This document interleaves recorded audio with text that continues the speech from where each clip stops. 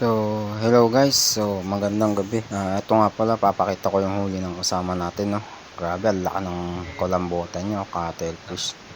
Naman may takip ng cooler nyo, ang laki nun, pero halos masakop. Kuha niyan, nasa kulang 4 na kilo yata. Napakalaki. Grabe, boundary, bawi agad Ito pa guys, oh. Nakahuli pa siya ng bugita, 2.5. Grabe, ang swerte naman. Siyempre, papasilip din natin yung huli natin. Ito nga pala guys, may huli din tayong cuttlefish o kulambutan, no?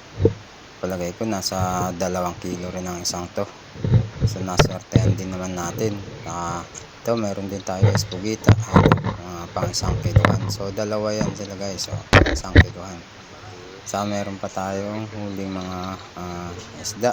Ayan, meron tayo pang ihaw sa languhan yan, o sorahan kung tawagin sa ibang lugar. So meron pa tayong kukunin natin sa ilalim. Meron pa tayo isda malaki, medyo malaki.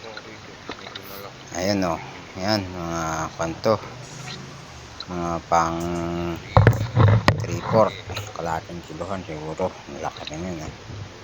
So hanggang dito na lang ating video guys, maraming salamat.